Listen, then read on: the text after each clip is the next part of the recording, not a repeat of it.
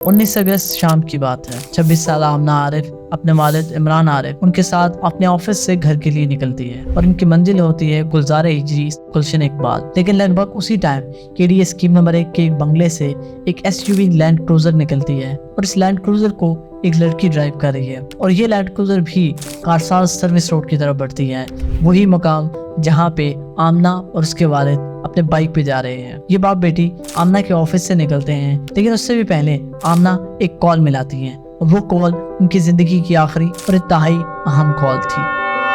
सानेहा कारसाज कराची में कारसाज कारसाज पर खौफनाक ट्रैफिक हादसा। कराची के इलाके कारसाज कराची में खौफनाक ट्रैफिक हादसा में ट्रैफिक हादसे का मुकदमा दर्ज कर लिया गया है। कराची में कारसाज के करीब खौफनाक ट्रैफिक हादसा को कारसाज ट्रैफिक हादसे। कराची के कारसाज रोड हादसा के कराची के कारसाज रोड के करीब बेकाबू कार खातून ड्राइवर की लैंड क्रूजर ने 6 अफराद को कुचल दिया।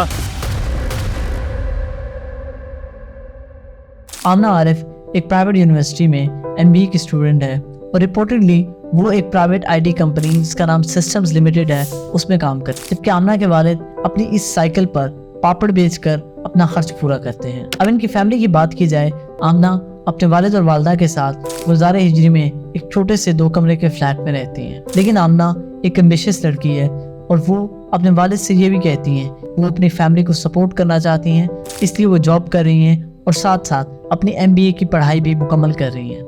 अब जैसे तैसे करके आमना के वालिद ने दिन रात एक करके आमना को बीबीए तक पढ़ाया और उसके बाद उनकी जॉब लग गई और इसके साथ ही उन्होंने इकरा यूनिवर्सिटी के अंदर अपनी मास्टर्स की पढ़ाई के लिए एडमिशन ले लिया। अब वो जॉब करके अपनी फैमिली को सपोर्ट भी कर रही थी और साथ अपनी पढ़ाई को जारी रखते हुए अपने कैरियर में आगे बढ़ने के लिए रास्ता हमवार कर रही थी। आमना के वालिद रोजाना सुबह उसे लेकर ऑफिस ड्रॉप करते और उसके बाद अपनी ये साइकिल लेकर दिन भर उस पे पापड़ बेचते और शाम को उसे ऑफिस से पिक करके घर वापस लाते। उस दिन भी हस्बे मामूल इमरान आरिफ अपनी बेटी को लेने उसके ऑफिस के बाहर जाते हैं। आमना अपने ऑफिस से बाहर आती है और बाहर आते ही वो अपनी वालदा को कॉल करती है और उन्हें कहती हैं कि उन्हें इस वक्त शदीद भूख लगी हुई है। वो 20-25 मिनट तक घर आ रही हैं। उनकी वालदा फौरन से उठ के खाना बनाना शुरू कर देती हैं क्योंकि उन्हें पता है कि आमना से भूख बर्दाश्त नहीं होती और वो उसके लिए खाने में मीठा भी बनाती है, इस चीज़ से लायल कि वो इसे कभी नहीं खा सकेगी। क्योंकि आमना के ऑफिस से साइन आउट करने के बाद 6:09 पर जब वो लोग कारसाज सर्विस रोड पर पहुंचे थे, पाकिस्तान मैरीटाइम म्यूजियम के बिल्कुल सामने इस्माइल इंडस्ट्रीज की बिल्डिंग के पास से गुजरते हुए एक तेज रफ्तार लैंड क्रूजर इनके बाइक को पीछे से हिट करती है और इनको कुचलते हुए आगे निकल जाती है और कुछ मीटर आगे जाकर एक और बाइक को हिट करती है और साथ ही मौजूद एक होंडा सिटी से टकराते ही ये गाड़ी अपना कंट्रोल खो देती है, उलट जाती है। इस होलनाक हादसे के फौरन बाद भीड़ जमा होनी शुरू हो जाती है और लोग मुतासरीन की मदद के लिए उनकी तरफ भागते हैं।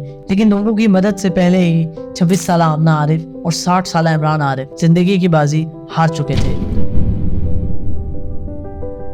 जख्मियों को फर्स्ट एड दी जाती है। उस एक्सीडेंट के मुतासरीन में 3 जख्मी और होते हैं, जिसमें एक और बाइक वाला, जबकि वो गाड़ी जिसे इस एसयूवी ने बिल्कुल आखिर में हिट किया था उसमें मौजूद दोनों नौजवान काफी हद तक महफूज रहते हैं। जख्मियों को हॉस्पिटल भेजने के लिए इमरजेंसी सर्विस को कॉल की जाती है और दूसरी तरफ लोग कोशिश कर रहे होते हैं कि वो लैंड क्रूजर के अंदर मौजूद ड्राइवर को बहिफाजत बाहर निकाल सकें, क्योंकि गाड़ी उलटने की वजह से काफी ज्यादा डैमेज हो चुकी थी और गाड़ी के दरवाजे बहुत मुश्किल से खुलते हैं। गाड़ी में से एक लड़की को बाहर निकाला जाता है जो कि बज़ाहिर नशे की हालत में थी और वो इधर उधर होने की कोशिश करती है, लेकिन लोग उसे घेर लेते हैं और वो उल्टी सीधी हरकतें शुरू कर देती है।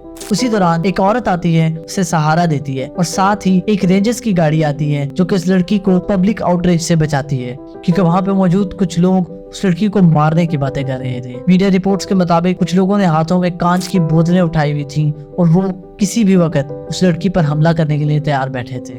अब इस सस्पेक्ट ड्राइवर को लोगों की भीड़ से बचाने वाली दूसरी लड़की कौन थी और ये उस सारे सीन के बाद कहाँ गई, ये किसी को कुछ पता नहीं। पब्लिक अभी तक गुस्से में थी, लेकिन उसकी उल्टी सीधी हरकतें अभी भी जारी थी। वहाँ पे मौजूद ऐनी शाहिदीन का कहना था कि वो लड़की शायद किसी नशे की हालत में थी, लेकिन लड़की के वकील का कहना था कि वो एक साइकेट्रिक पेशेंट है। इसका 5 साल से आगा खान हॉस्पिटल में साइकेट्रिक वार्ड में इलाज चल रहा है कि she is suffering a severe साइकोसिस, जिसकी वजह से she is unsound mind at the moment. Police मौके पर पहुंचती है और लड़की को अपनी हिरासत में ले लेती है, जबकि लाशों और जख्मियों को करीबी हॉस्पिटल जो कि जनाब पोस्ट ग्रेजुएट मेडिकल कॉलेज में मुंतकिल किया जाता है। पब्लिक के इस गुस्से की वजह एक्सीडेंट नहीं था, पब्लिक के गुस्से की मेन वजह थी उस लड़की का एटीट्यूड जो उसने अपनी गाड़ी से उतरने के बाद दिखाया, जो उसने एक्सीडेंट के सीन पे दिखाया। क्योंकि वो एटीट्यूड किसी नॉर्मल इंसान का नहीं हो सकता था, वो किसी ऐसे इंसान के हो सकता है जिसका बैकग्राउंड बहुत पावरफुल हो।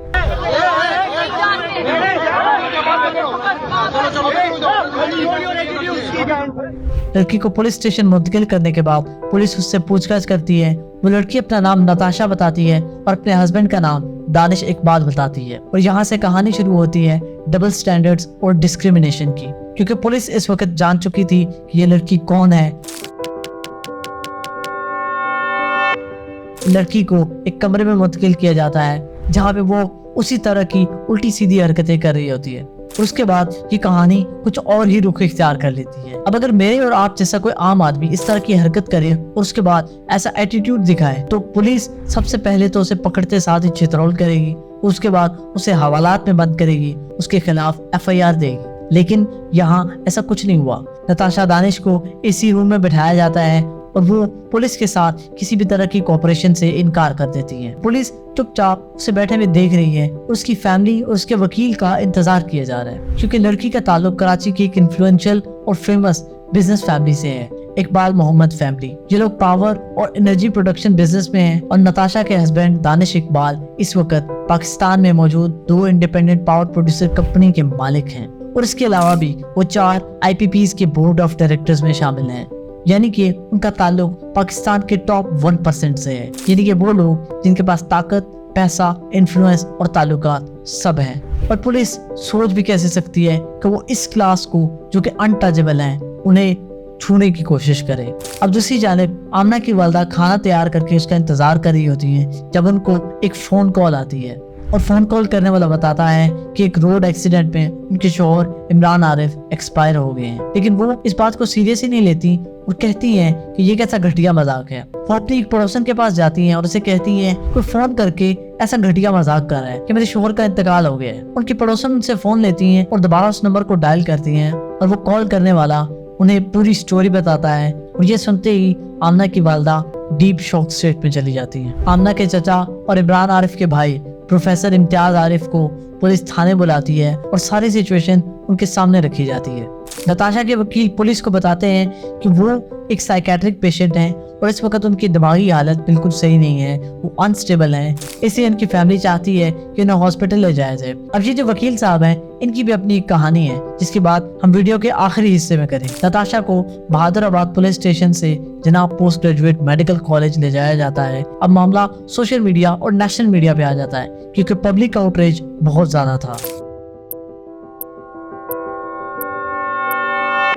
लोग अब नताशा के अगेंस्ट लीगल प्रोसेस की डिमांड करते हैं। आमना की फैमिली वाले भी अब लीगल प्रोसेस की डिमांड करते हैं, लेकिन वो मेरे और आप जैसे नॉर्मल लोग हैं। बिलाखिर मीडिया और सोशल मीडिया के प्रेशर में आके पुलिस रात को 11 बजे के बाद FIR देती है और इस FIR में आमना के चचा और इमरान आरिफ के छोटे भाई प्रोफेसर इम्तियाज आरिफ को मुद्दई बनाया जाता है। और इस FIR के कंटेंट्स और सेक्शन को जो कि नताशा पे लगाई गई थी उनको पढ़ के ये लगता है कि पुलिस अब दोनों तरफ से प्रेशर में थी, एक मीडिया और पब्लिक का प्रेशर, दूसरा रईस सादों और सिस्टम का प्रेशर।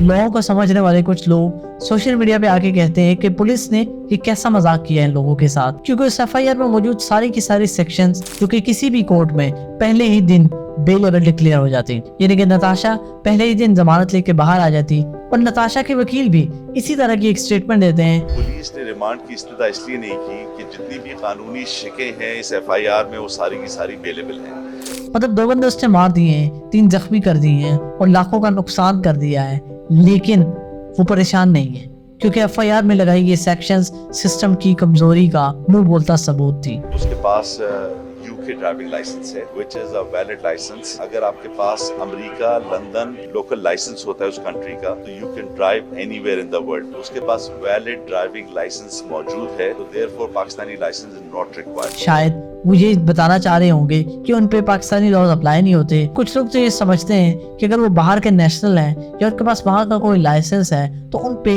इस मुल्क का कोई कानून जो है वो लागू ही नहीं होता। उसके बाद उन्होंने एक नया लाइसेंस इंट्रोड्यूस कराया जिसको इंटरनेशनल लाइसेंस कहते हैं। अगर बाहर ट्रैवल करने जाएं और आपके पास बाहर के मुल्क का कोई लाइसेंस नहीं है तो आप इंटरनेशनल लाइसेंस 1 साल के लिए यूज कर सकते हैं coupled with your local licence. है ना अच्छा मजाक, लेकिन सूरत हाल एक्चुअली में थोड़ी सी डिफरेंट है। यूके के होम डिपार्टमेंट की वेबसाइट पे ये क्लियरली मेंशन है कि कोई भी बंदा जो पाकिस्तान ट्रैवल कर रहा है जो कि यूके नेशनल है वो पाकिस्तान जाके 6 महीने के अंदर अंदर अपना ड्राइविंग लाइसेंस जो है उसको अपडेट करवाए और उसे पाकिस्तानी ड्राइविंग लाइसेंस में यूके का ड्राइविंग लाइसेंस 6 महीने के बाद पाकिस्तान में जो है वो एप्लीकेबल नहीं है। लेकिन सॉरी, मैं यहाँ पे ये बात बताना भूल गया हूँ कि ये लॉज जो है ये मेरे और आप जैसे आम आदमी के लिए, इन लोगों के लिए नहीं है जो कि एक छींक आने पे लंदन और दुबई के जहाज पकड़ लेते हैं। और अपनी स्टोरी पे वापस आते हैं।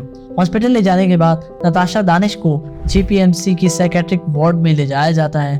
डॉक्टर्स उनका चेकअप करते हैं और फौरन से उनको एडमिट कर लिया जाता है। अब ये रात वो हॉस्पिटल में गुजारती हैं और उसके बाद अगली सुबह जब पुलिस उन्हें कोर्ट ले जाने के लिए हॉस्पिटल आती है तो JPMC के साइकेट्रिक कोर्ट के head doctor Chunni Lal police को मुलजमा की हवालगी देने के बजाय एक लेटर दे देते हैं जिसमें लिखा हुआ था कि मुलजमा की दिमागी हालत इस वक्त ठीक नहीं है और वो किसी भी तरह का बयान देने की पोजीशन में नहीं है, इसलिए वो इस वक्त कोर्ट में पेश नहीं हो सकती। पुलिस वाले चुपचाप वहाँ से निकलकर कोर्ट जाते हैं। केस की प्रोसीडिंग शुरू होती है और ड्यूटी जज मुलजमा की पेशी के हवाले से पुलिस से पूछते हैं तो पुलिस हॉस्पिटल का वो लेटर कोर्ट में सबमिट करा देती है।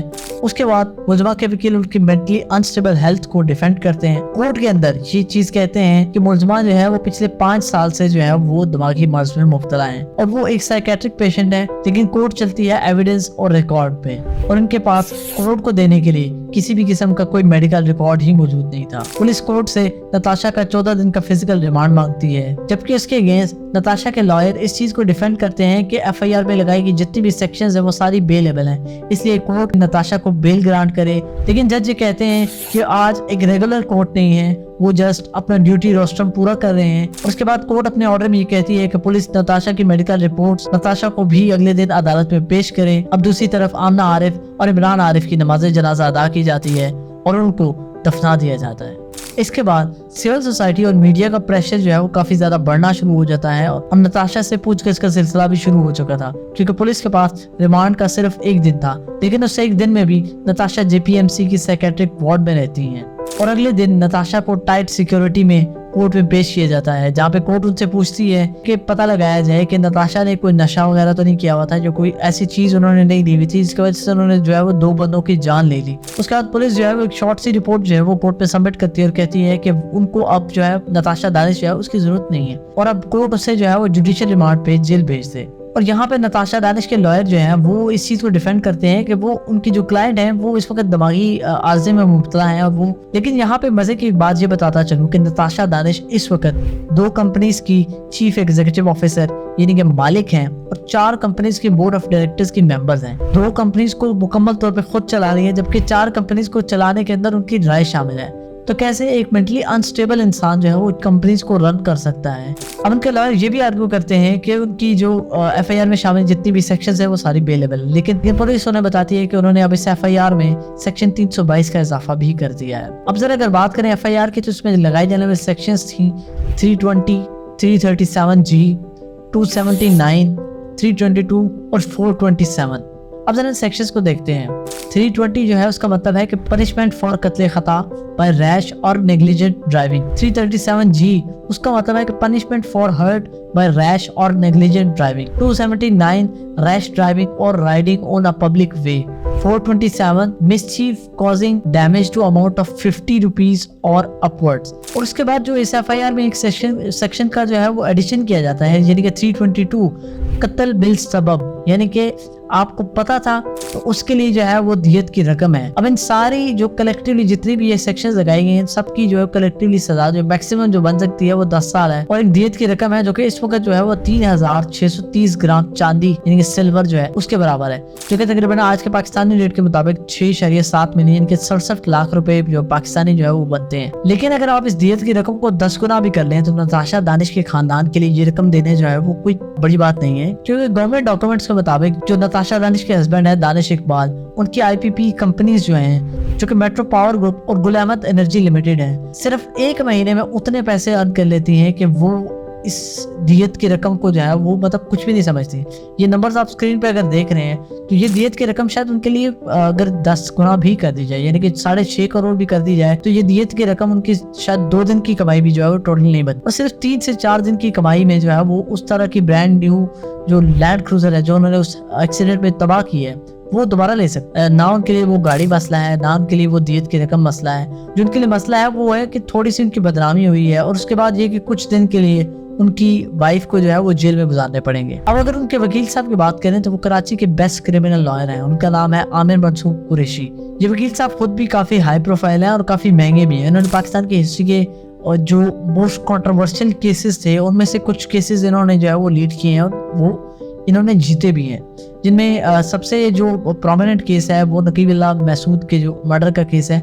SSP रावण वार को जो है ये प्रेजेंट कर रहे थे। उसके बाद बल्दिया फैक्ट्री में जो आग लगी थी उसका केस जो है उसमें ये फैक्ट्री के ओनर्स को जो है रिप्रेजेंट कर रहे थे। कि शाहरुख चतोई और सिराज सालपुर को जो है ये रिप्रेजेंट कर रहे थे। 10 साल ये केस चलता रहा और ये 10 साल के बाद शाहरुख चतोई जो है वो बिल्कुल आजाद शहरी की तरह जो है वो बाहर आया विक्ट्री का निशान बनाते हुए। अब इस शाहरुख चतोई वाले केस की बात जो है हम अगले किसी और वीडियो में जो है वो डिटेल में इसको डिस्कस करेंगे और इस पे बात करेंगे। लेकिन आप पुलिस जो कह रही है कि हम इस पे मुकम्मल तौर पे जो है इन्वेस्टिगेशन कर रहे हैं। अब पाकिस्तान में ये चीज एक रवायत बनती जा रही है कि मजलूम जो है जिसके साथ ज्यादती हुई है वो पैसे लेके जालिम को माफ कर देता है, जबकि इंसाफ पैसे के वजन के नीचे आके दब जाता है। मुझे भी इस केस में मरने वालों से और जख्मी होने वालों से हमदर्दी है, लेकिन आप ये देखिएगा कि कुछ अरसा ये केस चलने के बाद इस केस में भी इंसाफ जो है वो पैसे के वजन के नीचे आके जो दब जाएगा या इंसाफ मांगने वालों को दबा दिया जाएगा, शाहरुख चतोई केस की तरह, जिसमें मरने वाले शाहजेब खान की वालदा ने ये कहा था कि वो अब मजीद डर के साए के नीचे नहीं जिंदा रह सकती, इसलिए वो लोगों को माफ करती हैं और कोर्ट से वो ये अपील करती हैं कि कोर्ट उन्हें आज़ाद छोड़ दे। पैसे और इन्फ्लुएंस के नीचे इंसाफ दबाने की एक और एग्जांपल जो है वो इंटरनेशनल है और वो थी रेमंड डेविस की। ये किताब मेरे पास मौजूद है और इसके राइटर जो है वो है रेमंड डेविस और वो 186 नंबर पेज पे ये कहते हैं कि the night before the March 16 trial agents took the family members to court Lakhpat jail and encourage them to accept the deal that was on the table. If they agreed to forgive me, they would be given a large sum of money in return. If they don't agree, well, the consequences of that decision were made clear the following morning when they were reportedly held at gunpoint just outside the prison courtroom for several hours and then warned not to say a single word about it to media. यानी कि वो कह रहे हैं कि मोहम्मद फ़हीम और फैजान हैदर जिनको उन्होंने मारा था उनकी फैमिलीज को जो है वो कुछ लोग आके गन पॉइंट पे जो है वो कोर्ट रूम के बाहर उन्हें रोकते हैं और वहाँ पे कुछ घंटे जो है उन्हें बिठाया जाता है। उन्हें कहा जाता है कि दियत की रकम ले लो, अगर तुम नहीं लेते तो तुम्हारे साथ यही होता रहेगा। अभी जब मैं ये वीडियो एडिट कर रहा हूँ और मैंने कुछ स्टॉक्स कलेक्ट करने के लिए जो है डिफरेंट वेबसाइट्स को ओपन किया तो एक्सप्रेस ट्रिब्यून जो है वहाँ से स्टोरीज जो है वो डिलीट हो चुकी है और जो मेट्रो पावर ग्रुप की अपनी वेबसाइट थी उस पर नताशा दानिश का प्रोफाइल जो है वो मौजूद था, उसका मैंने स्क्रीनशॉट एक फ़ोन का लिया हुआ तो वो मैंने साथ अटैच कर रहा हूँ। लेकिन फॉर रेफरेंस उन्होंने अपनी वेबसाइट जो है वो उसको बिल्कुल चेंज कर दिया, उसका भी एक स्क्रीनशॉट जो है वो साथ अटैच करूंगा और जितने भी डायरेक्टर्स थे उनकी प्रोफाइल्स जो है वो वहाँ से रिमूव कर दी गई हैं। अब जाने कितनी मिसालें और कितनी कहानियां हैं जिसमें आपको हम ये बता सकते हैं कि इंसाफ जो है वो पावरफुल और रईसज़ादों के आगे जो है वो लेट जाता है और कैसे ये पावरफुल लोग कानूनी तरीके से इस इंसाफ के निज़ाम को मामू बनाते हैं, बगैर किसी सजा के जेल से बाहर आते हैं और विक्ट्री का निशान बनाते हैं। अगली वीडियो तक इजाज़त दीजिए। अल्लाह ने के बाद।